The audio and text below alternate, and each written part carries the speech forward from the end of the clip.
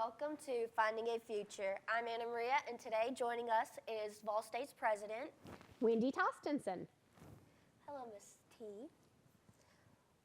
Please tell us a typical day of being a college president.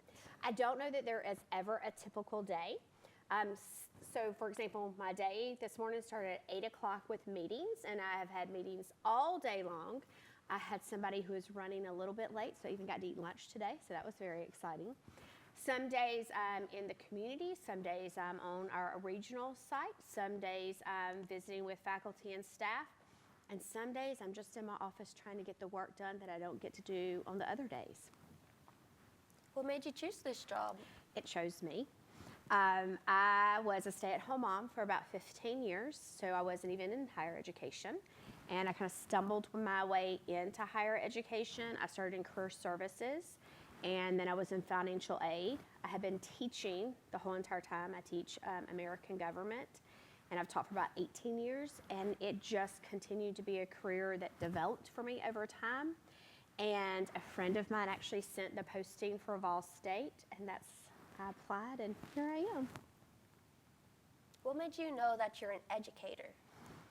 I think I've always known that education was really important, but I think being an educator is very different. It is how you translate the information, how you help other people find their best ways of discovering how to learn, which is very different than just thinking education is important. And when my children were little, they will love this, during the summer, they didn't get the summers off. We did summer workbooks, and we had study guides, and we had projects, and we learned foreign languages, and we had different words on the cabinets, on the windows. All of my kids were learning sight words before they were old enough to be learning sight words. So it was always really important to me not just to be active in their education, but actually helping participate and grow them. And I think that's translated over into my career.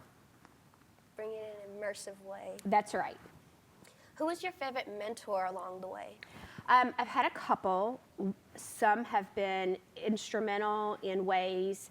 I had an English teacher in high school. His name was Mr. Wayne, and he made English fun.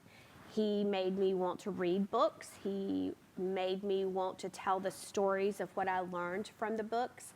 And that's when I realized how important it was not just to take the information in, but what do I take the information in for, and how do I use that, and how do I use that later in life? Became very powerful. And my most recent mentor was actually the chancellor at the school that I came from.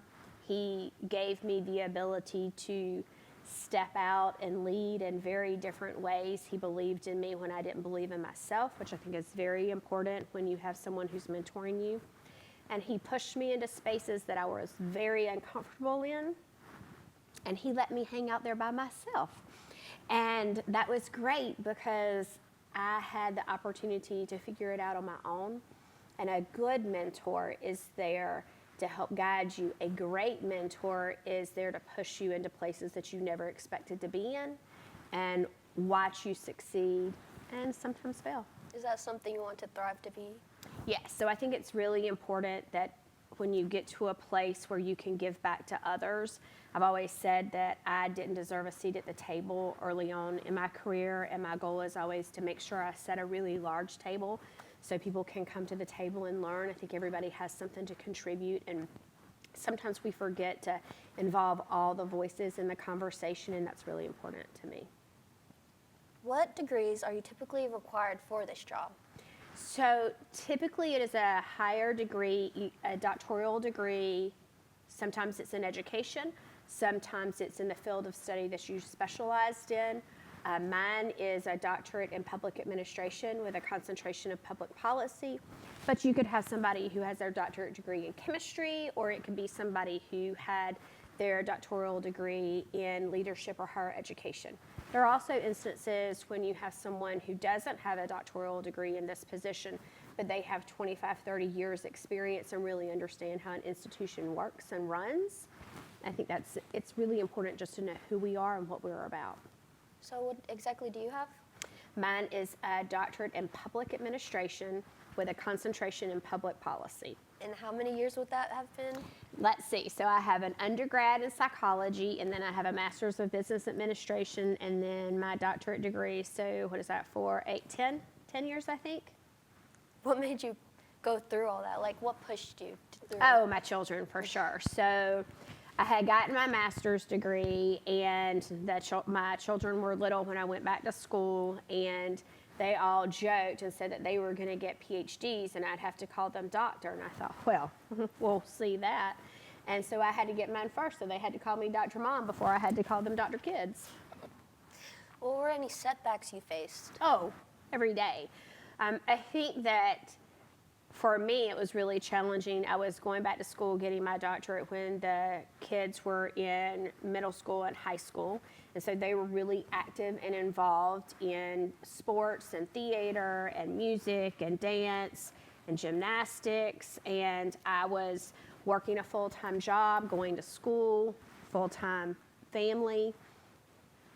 Time, everything gets in the way. And I was very fortunate that my daughter, who's our middle child, set me down and said, Mama, this is really important for you to finish. We'll help with the housework, we'll cook, we'll clean, we'll do all the things that you're having to do for us, so you can finish this.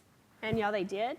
And the day I finished and defended my dissertation, all 3 of the kids were outside the door waiting, and they had roses for me. Their dad was so supportive. I mean, it was just amazing, but tons of setbacks, yeah. Well, that's great. You had a great support system I did, right there. yes. And they're still here today. They are. If you had to go back in time, is there a certain college you would have chosen? So I went to the University of Georgia, go Dogs, and absolutely loved that as far as my undergraduate degree. But really, if I had to go back in time and tell the younger Wendi, I think the colleges that I attended were great. I wish that I had been more invested in my educational opportunity, and I recognize what that did for me.